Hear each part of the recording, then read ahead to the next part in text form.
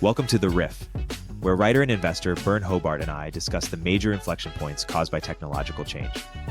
Our weekly conversation covers the obvious and not so obvious ways in which markets and businesses will adapt as a result. Let's jump right in. Hey, Byrne.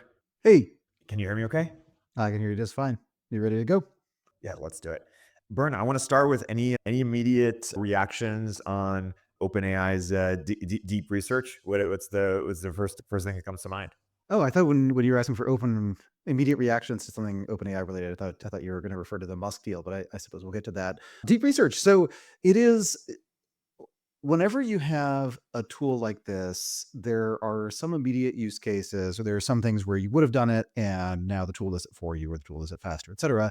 And then the actual interesting part is when you've had the tool for a while and you realize there's something that was just not worth doing absent that tool. So what I've used it for is basically writing the little book report that I would end up writing in my head or in a note file somewhere when I'm getting ramped up on some topic. So there was a piece I wanted to write, which I still want to write, where I just needed some historical context on how a particular part of financial markets had emerged, and it was kind of hard to find anything good. And I asked OpenAI to do the research, and the deep research answer to that was actually, it was pretty good. It felt like something slightly worse than what I would have done, but it took minutes instead of hours. And then just as a test, I asked it to produce something similar to a research report that I had written for consulting contract a couple of years back. And it was, again, not, I didn't feel like it was up to the same quality as what I had done, but it was done a whole lot faster. So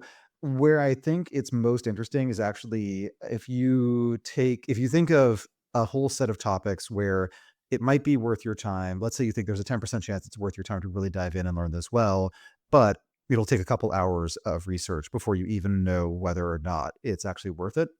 That can be maybe a good, maybe a bad risk reward, but if you can get a lot of the preliminary research done really quickly and just have a quick report to read that sketches out the general outlines of whatever the thing you're interested in is, then I think that's a nice time saver and probably just broadens the scope of things that I'll end up researching. So it is kind of funny that the product offering is, we have this tool that will do a lot of the reading for you and aggregate the information and just summarize it for you.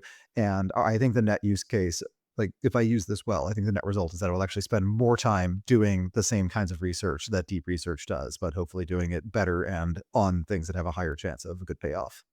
That makes sense. It's funny. I was in meetings and I just saw the Elon Musk bid. So, oh my God, we're talking 1:30 PST on Monday. So we're just, apparently Elon puts together an almost $100 billion, $97.4 billion offer to buy the nonprofit that controls OpenAI. What does this mean? How do you make sense of this? Yeah, so I think it's not the largest hostile offer ever, but it's way up there. There's a telco deal in the 90s that it's technically larger, although that probably includes some debt. But it's Musk clearly is very, very irked at OpenAI. And I think he has a reasonable case there that what he funded was something very different from what it turned into. And I think the pro OpenAI case is they did not know and nobody knew what scaling laws were at the time. And so nobody realized how capital intensive it would be to create real AI. I think there is, so the people who work on AI tend to come from a math background. And one of the wonderful things about math is that you can take some incredibly complicated phenomenon and realize that a lot of it can be described in a very simple formula. And that's really fun. It's electrifying to find these little shortcuts and, find the closed form solution to some otherwise repetitive thing. And I think that's what people are often looking for, is what is the really simple, elegant way to do this? And it turns out that at least on the current track that we're on, it's really not about simplicity and elegance. It is about scale And it is about having some kind of sense of what the hyperparameter should be and some form of taste around this, and not there's a lot of tacit knowledge rather than things that you can easily write up. They do write up some things, but it feels like a lot of the interesting knowledge around training is stuff that just exists in people's heads right now. So I think that was kind of a surprise to a lot of people who are working on these problems, was just how responsive they were to brute force. And perhaps because they were so surprised, that there was not a specific point at which OpenAI's highest priority was restructure this as a for-profit company because you just won't be able to raise enough money as a nonprofit, but also the things that you do that are on the path towards AGI are also economically valuable in their own right, so it can work as a business. So in that sense, you start with some bad blood and you start with some apparent conflicts. On the other hand, in the last round of legal struggles over this, Elon, some of the emails released indicated that there were conflicts in the other direction. So Tesla has been working on AI for a long time, and Musk was considering some transaction where OpenAI would become part of Tesla's AI research in some respect. And that, again, could be just that as the situation changed, that became the next obvious thing for him to do. Or you could totally tell a story where he funds this nonprofit knowing that they will eventually be so financially strapped that they need a wealthy benefactor. He's the wealthy benefactor who has the biggest information advantage, so he gets it on the cheap. I don't think that's what happened, but I think that is easily a story that you could tell, and it is probably the story that Elon himself would tell if the rules had been reversed. On the question of can he do it, I have no idea. I know very, very little about nonprofit law, and I don't even know if there is a lot of precedent around the legal status of a nonprofit entity with a quasi for-profit subsidiary, or that has ownership over a for-profit entity that is actually trying to achieve the nonprofit's mandate, and then someone offers to take over one or both of those entities. I'm not sure what the board's actual responsibility is to consider an offer there. I'm not sure how much wiggle room they have on only taking the low bid versus not. So we'll learn a lot, and I'm sure the legal system will come up with all sorts of interesting rules of thumb in the event that anything like this ever happens again. And it could also just be some kind of weird chess move. It could be just Musk throwing in an interesting new distraction, or making OpenAI seem a little bit less stable, or if people are weighing job offers from XAI and OpenAI in telling them that you're going to be working for Elon no matter what. So maybe you want a lower price. Like maybe you want your options to be priced at a more favorable valuation. So you want to join on the XAI side. I don't know. Many moving pieces, and is once again a testament to how little sleep Musk needs. And also, to the extent that this was something that actually has no hope whatsoever of accomplishing any of his end goals, maybe it's a testament to how little sleep he's getting. And it's interesting how likable Elon is, that he can afford to, like Sam has this line of like, don't sue your way to AGI or something, or don't sue your way to winning. But and if it were reversed, I don't think Sam would ever get away with it. But Elon just has so much cachet as a builder, that even if he does sort of sue his way to buying OpenAI, it seems like he can get away with it from a public perception.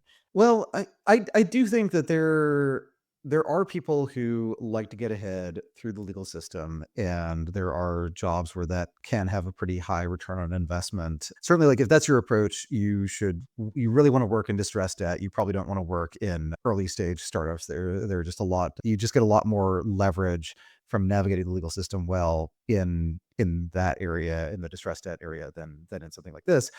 On the other hand, when you look at a lawsuit, my general attitude is that it is sort of like if you see two people get into a fist fight, you might assume that one of them was the instigator and one of them was not. But for the fight to actually happen, what has to be the case is that each side feels like the other side has wronged them in such a way that if they backed down, it would be morally wrong for them to back down. And each side thinks that they have some shot at winning. So you typically wouldn't have a lawsuit if Elon just has this airtight case that Sam said that this would always be a nonprofit and he'd never take any, never take outside money. And then he lied in order to get funding for his nonprofit and use that to build a profitable company. And that's pretty airtight. And in general, in cases like that, where it's really obvious that someone explicitly defrauded somebody else, there's a quick settlement. If there's and in the other direction, if Elon has no case whatsoever, his lawyers probably tell him, "Don't even bother doing this." And maybe he does it, but probably he considers the other uses of his time and decides to do something else instead and just complains about it on Twitter, as he's also been doing. It's really only when each side thinks that they can probably win this or that they have a decent expected value from winning it, and each side feels like the other side is actually just egregiously overstepping. That's really the only time when you get a drawn out legal fight. So my guess is that, yeah, both sides actually feel like they have a pretty strong case. That Sam feels like OpenAI is a complicated company with an incredibly important mission, that it's gone through an evolution in terms of its institutional structure, but that evolution has been in the pursuit of the same goals that it's had all along. And OpenAI has probably done more than any organization other than Google and Meta, and yeah, Google and Meta really, in terms of getting AI tools in front of people and allowing them to use them for free.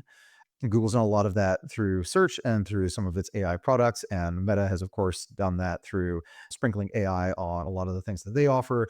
Microsoft has done that, but a lot of that, I think OpenAI gets a lot of the credit. And then OpenAI is really the only pure play AI company to have had nearly this level of user-facing success, and ChatGPT really kicked off the current AI cycle. So there are just a lot of respects in which they actually are accomplishing their mission, and like anyone else who comes up with a mission in a group of half a dozen people who are all really excitedly scrawling things on a whiteboard, it's really easy to come up with some very purist vision of what you're going to do and all the standards you're going to adhere to and all the things you would never ever ever do on the course of in the course of doing that. And then when you actually have bills to pay and you actually have customers and the customers are saying, this is good, but can't do X. If X is on the list of things you said you'd never ever do, then sometimes you just turn down that customer. And sometimes you adjust that list and you say, we'll never ever do this unless. And that's just the nature of starting any kind of institution in the real world, is that you need a very, very short list of moral principles and of things you're optimizing for, because you'll inevitably run into trade-offs. And the easiest way to avoid those trade-offs is just don't do anything important. You like, the janitor doesn't really have any tough moral decisions. It's always really, really obvious what to do. But for people who want to actually have power and who want to have an impact on the world, and those are just two ways to phrase the same thing, they do end up having to compromise some things, having to make some trade-offs. And you can have a really great outcome that does involve trade-offs. It is the case that, one, the physical goods we have, just far fewer of them are crafted with love by someone who has spent all of their life trying to get really good at making desks or making chairs or making utensils or whatever. And they're probably the nth generation of people in their family that's been doing this. Like, we have a whole lot less of that. On the other hand, a whole lot more of us can afford the stuff. So it is a trade-off. I think it's a trade-off very well worth taking. Also, a society that is rich because of this kind of mass-produced stuff can actually probably afford a lot more craft labor in the aggregate than a society that's poorer. So some of the trade-offs end up being short-run trade-offs that change the mix of things, but increase the absolute amount of the things that you care about. But they are still trade-offs. Do you think that this is a implicitly a little bit of a concession that XAI is a bit too far behind, or how should we think about this in terms of like Elon's calculus? So I don't know. There don't seem to be that many of the big organizations that were seriously in the running as top AI labs. It seems like fewer of them than I would expect have completely fallen behind and just gone under, had to merge. There are cases of that, but there are a lot more cases where they just keep releasing and they end up being kind of close to the top. And I think if you're at a lab and your company is always releasing something that is number 3 or number 4 in terms of whatever the top eval everyone's looking at is, and it's cost competitive with some models, but not the most cost competitive, that is probably not a great track to be on, but they do continue doing that. And it does have the advantage of distribution and of some data. So they have Twitter data, and they also have Twitter as just a way to onboard lots of users.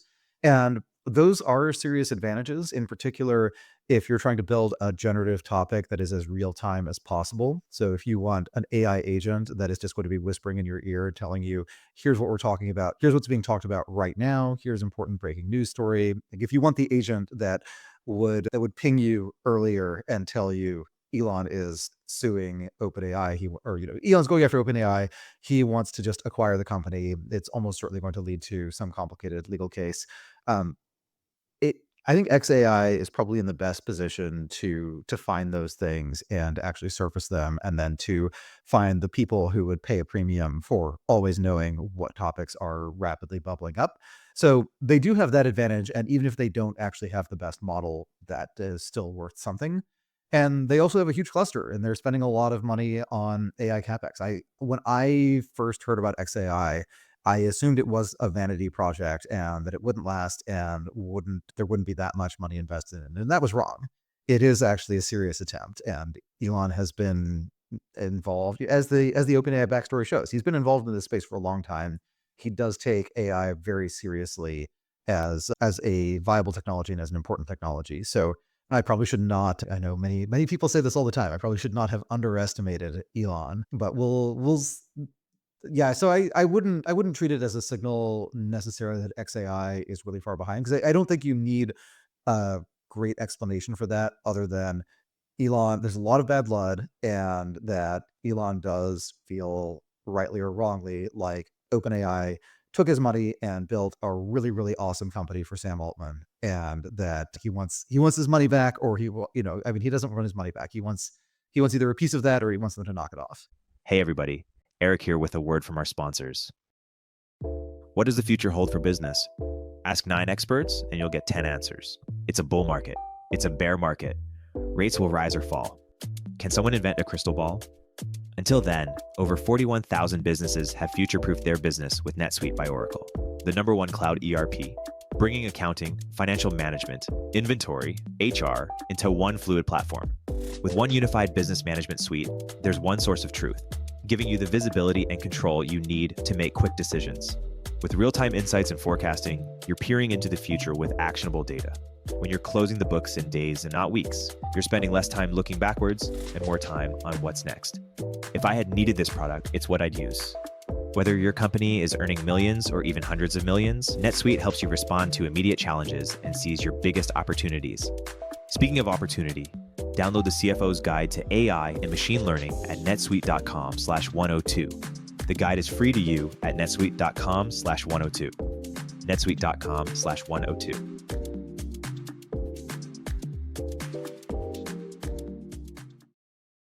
That makes sense. Dorkesh wrote a post about AI automated firms and why we're underrating them, or sort of sleeping on them, the power of sort of the collective advantage of that the AIs will have.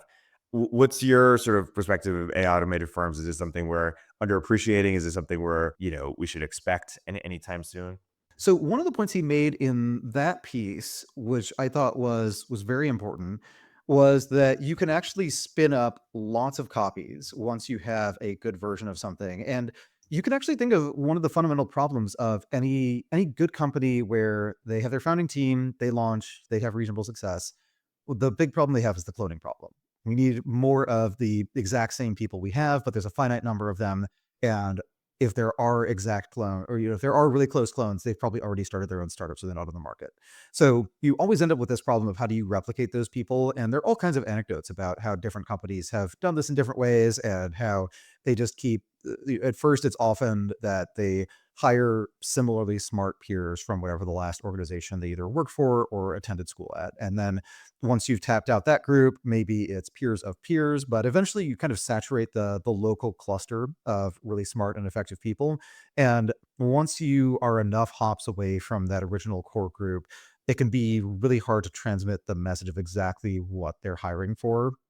in a legible way. And so that's the point at which they often set up a really daunting interview process and have, brain teasers and math tests and, work sample things, and people are writing algorithms and whiteboards and things. And all of that is to try to compress into a couple hours of one-on-one time the confidence that you would have from being in grad school with someone and recognizing this person as an unusually sharp computer science PhD student, or, working with someone at a previous firm and recognizing that this person is actually a really good coder compared to all the people Meta hired around that time, et cetera. So there does end up being this evolution where one of their big constraints is getting the right kinds of talent. I remember reading some stories about people working at Microsoft in the 80s and 90s, and how Bill Gates, he's on the spectrum. He actually mentions towards the end of his recently published autobiography that he would almost certainly be diagnosed as on the autism spectrum had he been born a couple decades later. So one of his sort of symptoms of that is that when he's thinking hard, he will start rocking back and forth. And that he was doing that, and Microsoft was hiring people very similar to Gates. And so apparently sometimes at Microsoft in the early 90s, you could walk by a conference room and just see this group of 20 something software engineers, including Gates, all just silently nodding together like some kind of weird religious ritual. So they were very much pattern matching to kind of the Gates approach to problem solving, and I guess selecting for some level of social awkwardness. But if you if the best employee you have is actually a software agent, and your big constraint is you need more of that agent, well, that's really cheap and really, really scalable. You create a new copy and you have exactly the same thing. And it can either be new copy, it starts fresh, it learns at the same pace as the previous agent, or even new clone, same memories, etc. And now you're parallelizing whatever it's doing.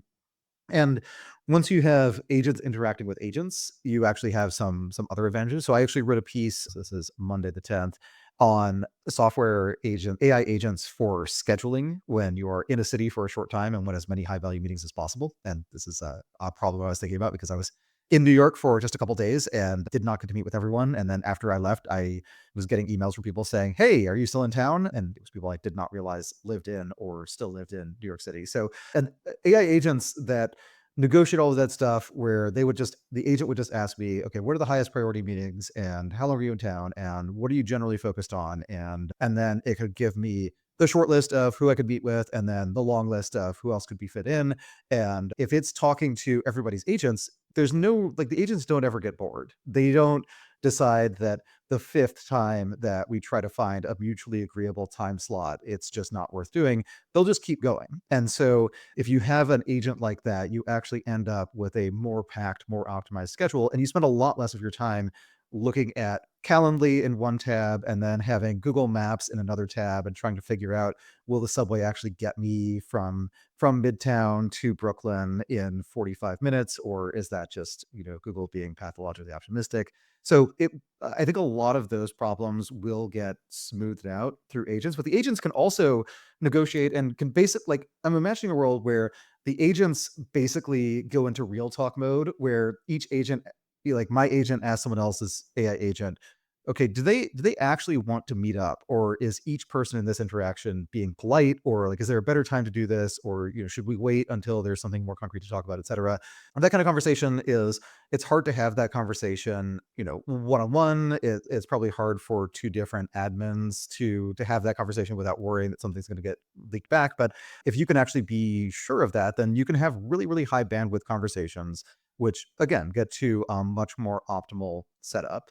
And my other takeaway from thinking about the implications of better AI scheduling agents is that this is the kind of work that people do instead of doing other higher value added things that they would rather spend their time on. It is juggling calendars, thinking about logistics, etc. And the less of that we have to do, the more of our time is spent in high productivity domains. And that actually raises the value of one-on-one meetings with people who also now have more time to research their side interests or build their side project or get a little bit more ahead of the competition and figuring out where their industry is going, et cetera. So it simultaneously increases the number of one-on-one meetings you can have and raises the value of those meetings. There's a lot of AI agent and human user complementarity. And I think the other thing to consider is if you are looking at the roster of employees and you realize that all of the best employees at your organization are entirely AIs, will you at some point have an AI only organization? And for now, we sort of solved the private sector alignment problem for AI tools as they exist today, in the sense that you could start a company that is just entirely you and the AI, and you have some program that you wrote with Cursor that is orchestrating all the different API calls for all the sub functions that you have instantiated as just cleverly chosen prompts, etc. But you don't really have to worry about them conspiring or taking over the business. The business still needs a legal owner. That's going to be you. And if they ever start misbehaving, you can just turn off the instances. So I don't think that there's really a risk of fully autonomous organizations with no human being running them, just because there's no real reason for those to exist, and they are very easy to turn off. But it's interesting to speculate as those agents start to get more complicated, and as they come up with something approximating a purpose. Like they as far as I know, LLMs don't seem to scale to the point where it's a thing that could actually have qualia, but they do scale to the point where you could tell it, generate a list of things that an artificial intelligence would want to accomplish. And then you feed that as an input, and you tell deep research, for example, okay, I'm trying to accomplish this list of things. Please give me some steps, including how I incorporate my company, et cetera. And you could bootstrap that if you really felt like it. But my guess is that you actually need a human in the loop to do things like put a wet signature on the piece of paper, or have some entity that is recognized by the legal system as an entity that can do business, as a corporation with some level of corporate personhood. You probably actually need a person with non-corporate personhood somewhere in there for now. Yeah. Let's actually get your latest perspective on what AI means for jobs. To take the other side of that, there was this early thinking, propagated by Reid Hoffman and others, that we're going to have this sort of co-pilot vision of the world where AI was just going to make humans better at what they do. And there was this sort of wishful thinking, I think, around sort of like, humans plus AI are better than AI at Go or chess, or I can't remember which one, but then at one point the AI just beat the Yeah. human. Yeah. And so that thinking no longer applied. But Richard Anania just came out with this article where he says, hey, we shouldn't worry about jobs for a few reasons. One, because the economy is largely make work anyways, or at least, he says that, many government jobs, if or jobs that government, pays for directly or indirectly, make up like 30% of the economy, like education, healthcare, things like this, are largely make work already. And so even if AI gets better, we're still gonna have humans doing them. And partially because we're just gonna have a preference for things that are human, even if AI does them better, not just in those fields, but in many creative fields or caring fields, even if the AI is better. And then he says, lastly, he says, even if it's true that a lot of jobs are replaced by AI, the gains to like welfare is going to be so big. Even at just 5% economic growth, he estimates conservatively. He says, in a sort of a world where AI is replacing all these jobs, we'll have so much money to redistribute to make more make work jobs, and thus people will still have the meaning that people say will be missing from a world where they're not needed, because technically, he says, many of them aren't today. But they may not just realize it as starkly. Any reactions to this, or thoughts yourself?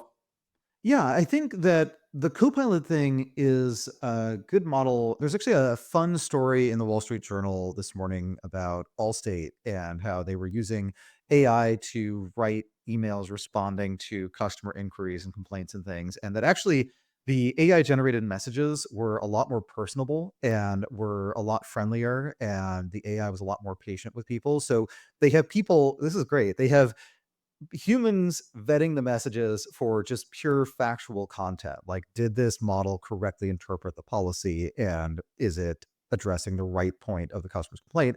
But then the part that you automate is the have a blessed day, or I'm so sorry to hear that, and I wish I could help, or spelling out acronyms instead of just using acronyms, which I think does make sense if you think about the specific context where someone working at an insurance company is constantly using those acronyms internally, because that's how you'd communicate with someone who also knows what they're talking about. And when they have interactions with customers, it is very likely that it's because the customer misunderstood their policy. They thought that they would be paid for some event that they would actually not be paid for. And the customers you would interact with the longest are the ones who simply don't understand that. So that's not going to be the case every time. Like sometimes the company will misinterpret the policy, or it'll have some gray area where their implicit policy is don't pay, but if someone really pushes us, then do pay, or settle for a little bit less, etc. So it is probably the case that those workers just end up being a bit more brusque and a bit more jargony, because the AI doesn't really have the concept of saving time by using an acronym instead of spelling it out, or the AI is not going to get bored explaining some insurance term for the 5,000th time. People will, though. So when we talk about AI as automating drudgery, one part of drudgery in a modern service economy is being nice to total strangers who don't necessarily deserve it and who are actually slightly making your day worse. That is something that is it's not a majority of GDP, but it's a solid chunk of GDP. And it's something that people actually value. Like, it makes your life nicer to get an email that is comprehensible and friendly, even if it has bad news. So this is creating value on both sides. But customer service is also a job where you take in some tokens and you emit some tokens. It is very straightforwardly something where a human could do it, and AI could conceivably do it, and you can kind of trade off between the two depending on the specifics of the exact task in question. There are other jobs where that is less true. In particular, there are jobs where you aren't taking just one. It isn't that you take a discrete stream of tokens and then you spit out your answer, and that is the nature of the job. It's more like you are continuously getting these ongoing streams of information, and you're trying to start building a better mental model of what's going on in the world, and you periodically go out and do something in response to that.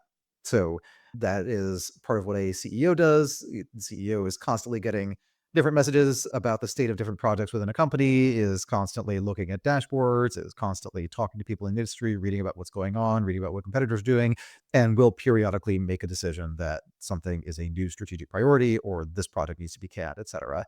There's, I think there are a lot of open questions on how automatable that is, not because it is something that is just uniquely human and no algorithm could ever do that.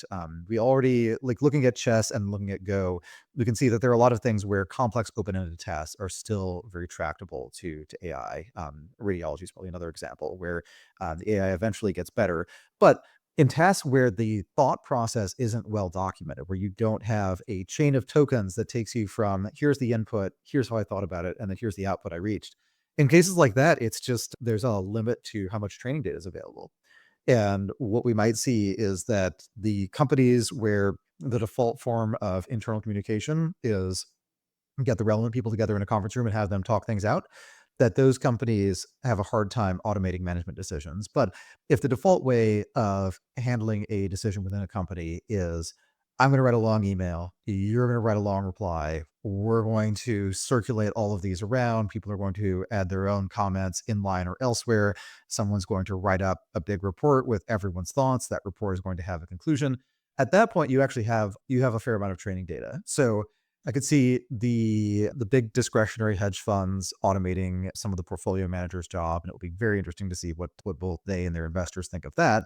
Could also see companies like Amazon, Meta, Microsoft, Stripe, just companies with a strong writing focused culture. I could see them being able to automate more of those decisions. And what I would be interested in a case like that is if you can create, so there's probably just more of a corpus of Bezos emails than of any of the executives I've named or any of the companies I've alluded to.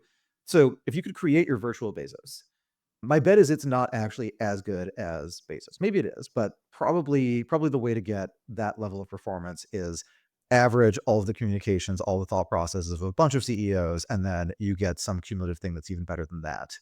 But if what you get is something that is 80% as good, but it isn't limited by the time of one person who's a very busy person, then you can have the bot as just, it's basically like it's like an animated mission statement and, strategy outline where a lower level person whose problems just are not worth bringing to the CEO's attention can ask the CEO bot and get an answer that is probably pretty good, and it's probably just a useful input to have from that perspective alone. I'd also note though that in the domains you mentioned, so you've got chess and you've got Go, and then poker is also in there. What you also have is a known win function, and you can test the same approach or test slight variants on an approach over and over and over again, and just collect a lot of data. That is a lot of what has been done to solve chess and to solve Go is you have Go bots that start playing against each other, and at first they're making random moves, and you reward them if their moves happen to lead to a win, and they just keep playing against themselves over and over and over again, and iterate to the point that they have really good strategies and also sometimes come up with totally unique strategies through just randomness and a lot of brute force. And if you're trying to make business decisions on the same basis, you just don't have a lot of data. And this is why I would bet that hedge fund portfolio managers who are discretionary but short term get automated before other high high wage white collar work, because you actually do get really good feedback. So if you take a portfolio manager who you really respect, who has an average, who on average turns over their entire portfolio once a month, and they have 50 positions in that portfolio, you basically have 600 data points a year where you can check if the model was right or wrong, or if the model had good or bad ideas. And that is, since the model has a superhuman breadth of intelligence, what you can also do is you could say, instead of the 50 stock portfolio that this person is usually managing, we're just going to go for 500 or 5,000. We'll radically increase the sample size so that we very rapidly get better information on the odds of any one idea being correct. And even if that hedge fund portfolio manager, if it's really not worth that person's time to analyze some company with a $20 million market cap, if the marginal cost of doing that analysis is pennies or even dollars, it's worth adding it to the sample size, especially if it means that you get a more robust sample. So I do see jobs like that being surprisingly automatable, or at least being jobs where trying to do some level of automation would save a lot of time, save a lot of very expensive, high opportunity cost time, and potentially lead to some exciting new outcomes.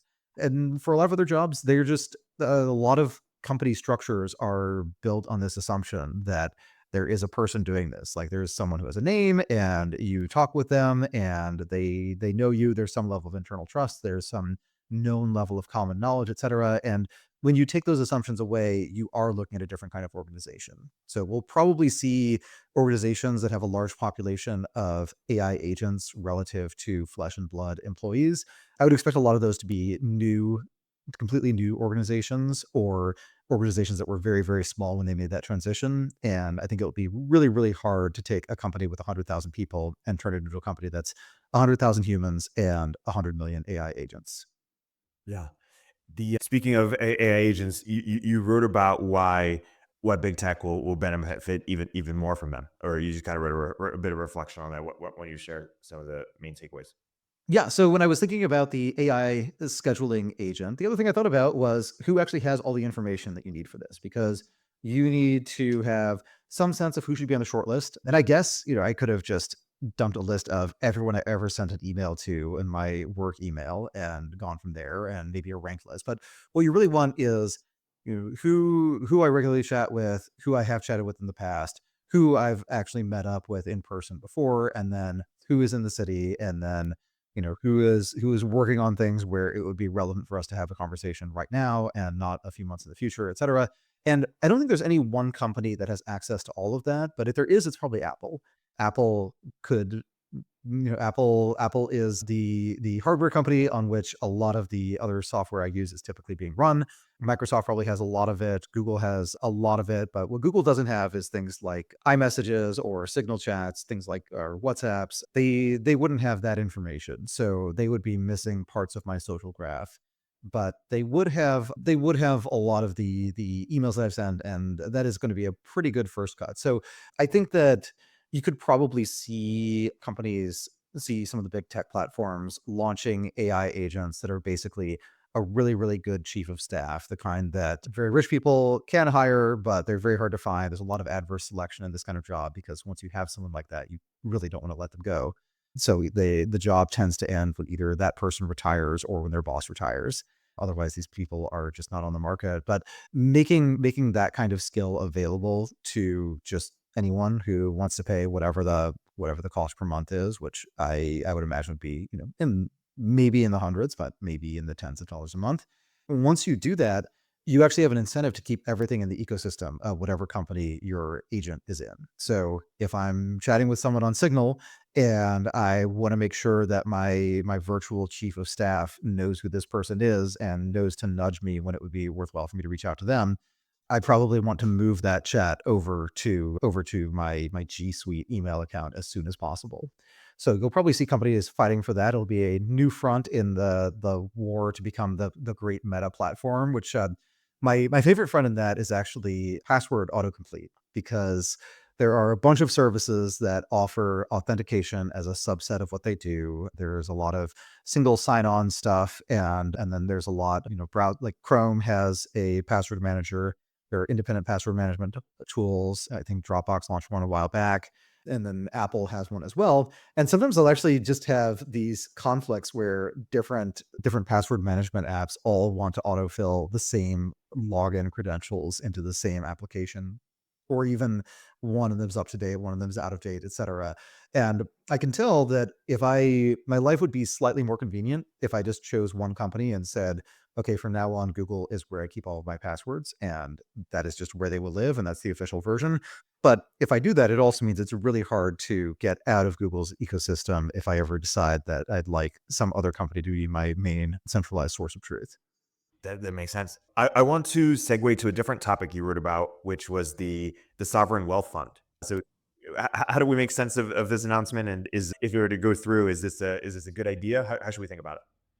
Yeah, so you can there are a couple of use cases for a sovereign wealth fund. One of which is the really obvious one of companies want to have a stash of currency that is not the currency they print, it's currency that other countries would accept in exchange for goods and services. So if your country goes through a natural disaster, let's say there's a hurricane or earthquake, a bunch of buildings are knocked down, you need construction equipment to rebuild, but your local currency, the businesses that accept your local currency are often businesses that were also obliterated in the earthquake. So you want dollars, euro, yen, etc. The US does not really have that problem because everyone is still willing to accept dollars. And in the event that there were a natural disaster so bad that the US did not actually have enough construction equipment to rebuild, that is a really bad economic disaster globally. And when the global economy goes bad, people tend to sell assets, try to pay down loans. The dollar is a default thing that those loans would be denominated in. So in the event that a major US city were just totally destroyed by a natural disaster, the dollar would probably go up. We'll see, but that would be my guess. So it doesn't make sense from that perspective. Another reason that you often want a sovereign wealth fund is that your country is exporting a lot, particularly exporting some raw material where there's a huge markup between what it costs for you to extract it and what the world market will actually pay for that. And if you just export that and price things in your local currency, what you'll find is that the value of your currency keeps going up, and that prices all the other industries out of your country. So, in a lot of natural resource exporting countries, what they will do is try to keep their currency fairly fixed. And then instead of turning all of their oil or natural gas exports or copper exports or whatever, instead of turning all of those into imports to balance things out, what they'll do is just accumulate financial assets and then slowly and carefully spend that money. So this is something that Norway does. This is something that Saudi Arabia does, and this is something that UAE does.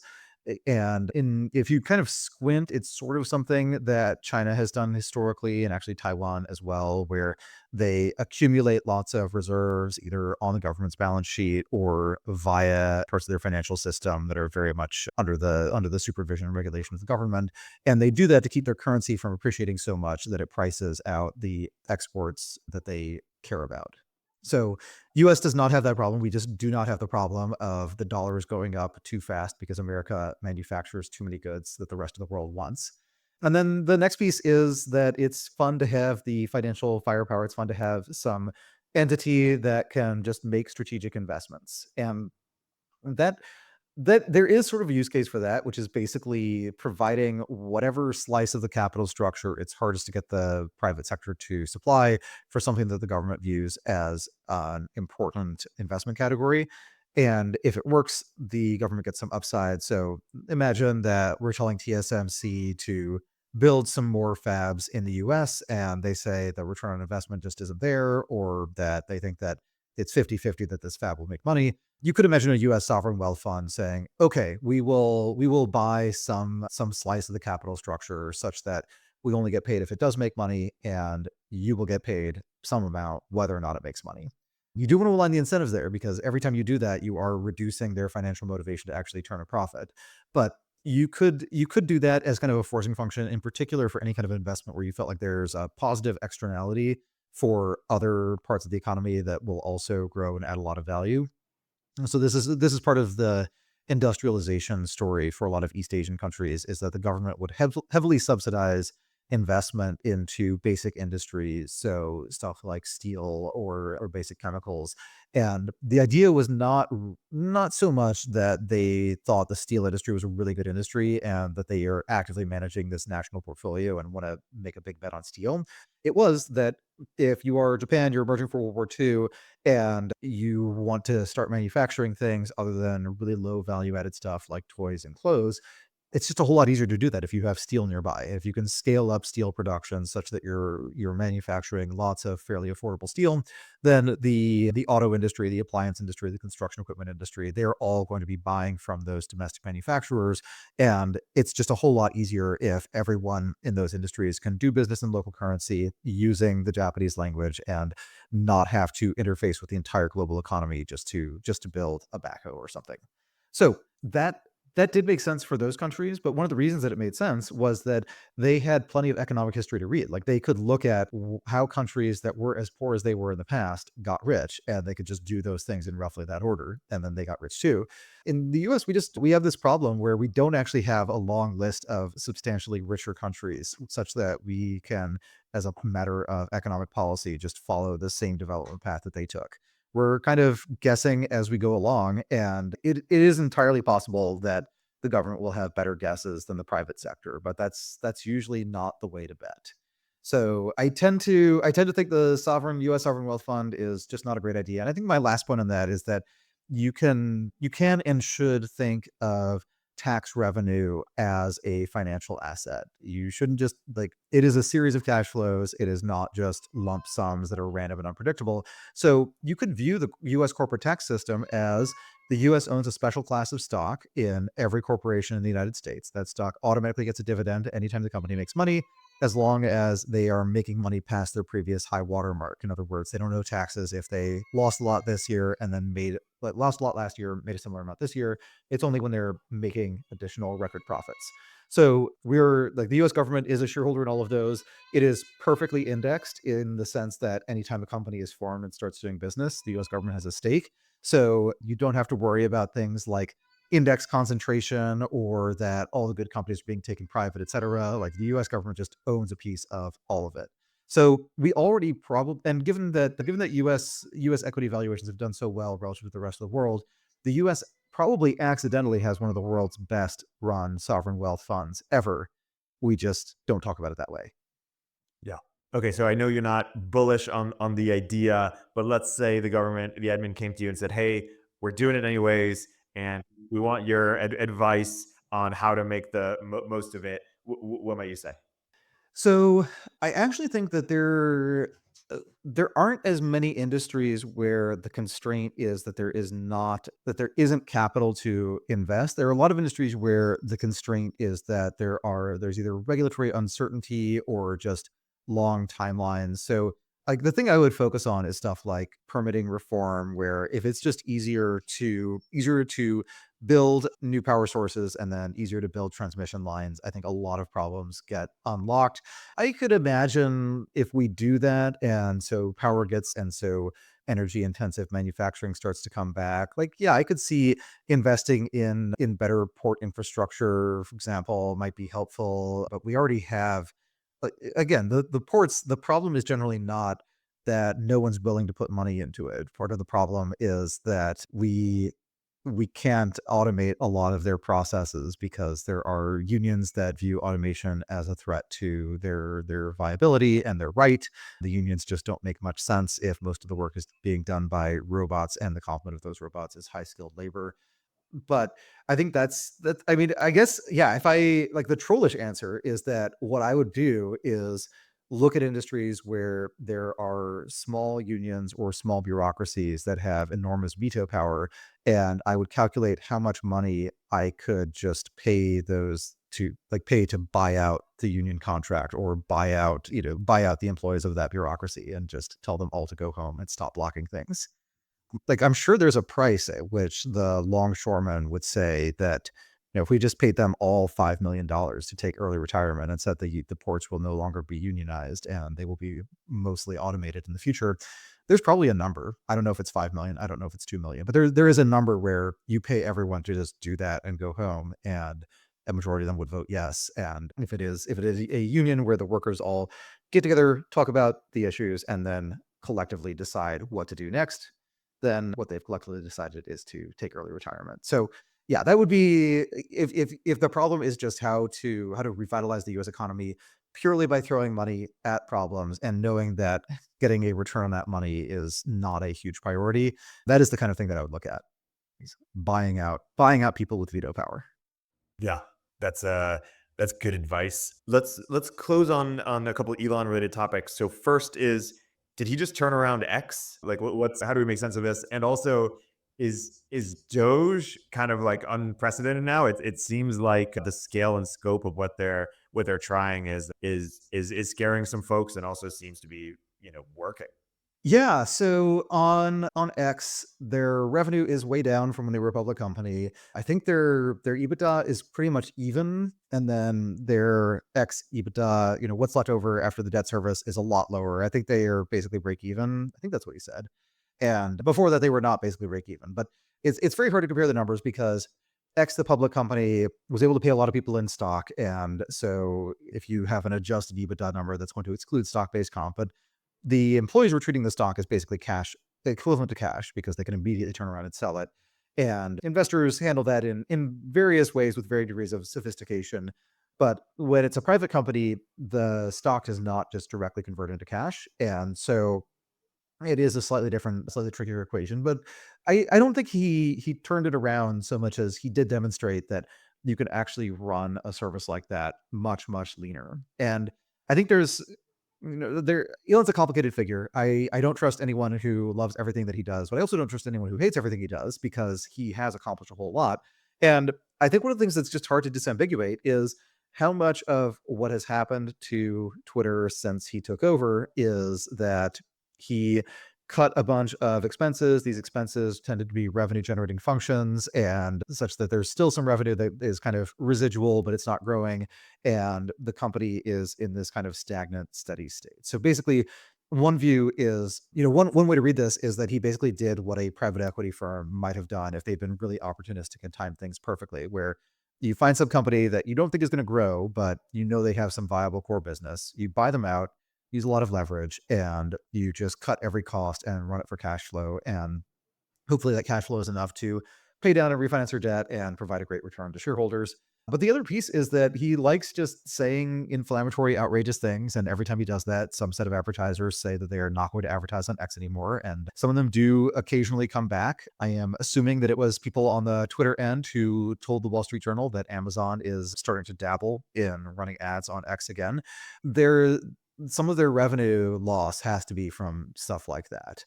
On the other hand, there's a great strategy piece on the then Facebook boycott of summer of 2020, I believe. And one of the points in that piece was that when you have a well-targeted direct response system, there are just a lot of bidders who are reserve bidders where if the cost of a given kind of ad impression gets low enough, they will buy as much of it as they can get because it's typically casual game companies and some direct to consumer products. They just know that if they spend $3 to acquire a user, they will get $3.10 back and in a timely enough fashion that they don't think too much about the interest rate. So if an advertiser goes away, and let's say that advertiser was bidding $3.50, it doesn't mean the $3.50 went away. It actually means that gets replaced with a slightly lower bid. And so the maximum size of the revenue hit, the maximum theoretical impact is whatever the advertiser stops spending, but the actual realized impact on revenue is a fraction of that. And especially if an advertiser pulls out if it's, so there's a lot of consumer packaged goods companies that were boycotting Meta, boycotting Facebook in the summer of 2020. Those companies the managers look very, very closely at market share. They look very, very closely at customer sentiment and what people are saying about the brand. And if they find out that actually boycotting Meta doesn't actually affect customer sentiment that much, or maybe even slightly reduces recall because one of the reasons that people remember the brand name is that they saw a funny ad for it on their newsfeed, then the competitors are just going to ramp up their spending and take advantage of the fact that there are slightly cheaper and very well targeted impressions that they could go after because their competitor isn't going to do it. So maybe the boycott maybe the various advertiser boycotts and just advertiser caution in general, maybe not that huge an impact, in which case, yeah, he did just decide it was meant to be a slightly smaller business, or at least it's a business where if you want to get it growing again, you have to shrink it a lot first. And it's a lost leader for other strategic initiatives. I was gonna say. Yeah, like, I think that is the other thing, is that it was a really good deal to the extent that it meant that Elon got to choose who was president and that the president in question knows it. Yeah, tremendously. To that end, should we close with any other Doja reactions? Oh yeah, the Doge thing. So yeah, Doge, in terms of just the scope of what they're doing and their interpretation of the power of the executive, this just feels like kind of what the New Deal probably felt like at the time. Of every day there's a new thing happening. It's just, in this case, it's a new thing it's instead of every day you read the newspaper and find out, hey, I didn't know the federal government could do that, and now they're doing it. It is every day you read and find out, hey, I didn't know that the federal government was actually doing this all along, but now they're not doing it anymore. I'm sure that they will make some mistakes. I'm sure it will be like Twitter, where they'd let good people go as well as people who should have been let go before. And there's a joke floating around Twitter that a lot of this stuff, that the thing that is like, this is an LGBTQ musical in Pakistan that is educating children or whatever, that this is actually the CIA black ops budget, and this is their best agents are in that part of the world under this cover story. I'm sure there will be actual stuff like that, where there are programs that have somewhat misleading names and are actually doing something that is in US interests. And I think that the Medicaid fraud stuff is probably going to be really, really interesting. And but most of all, I do think this is probably roughly what the New Deal vibe felt like. So if you imagine the New Deal, but everyone involved, no sequel, then you probably have a sense of the right vibe. Shall we close on that? It's been a wide ranging tour among many interesting topics as always. Byrne, thanks for a great discussion, and until next time. Absolutely. Talk to you next time. Bye. Thanks for listening to The Riff. Please go follow and subscribe, give us 5 stars, and check out Byrne's excellent newsletter, The Diff, if you haven't already.